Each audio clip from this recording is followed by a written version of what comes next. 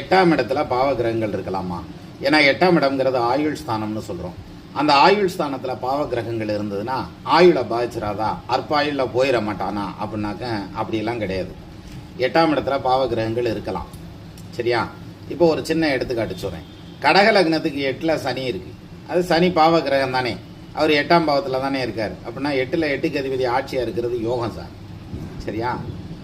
அப்போது கன்னியா லக்னத்துக்கு 8ல் செவ்வாய் ஆட்சியாக இருக்குது. அப்போ நல்லா இருக்குமா? நல்லாத்தான் இருக்கும், அதெல்லாம் ஒன்றும் பிரச்சனை இல்லை. அதே மாதிரி மிதுன லக்னத்துக்கு 8ல் செவ்வாய் உச்சமாக இருக்குது, அது நல்லாத்தான் இருக்கும்.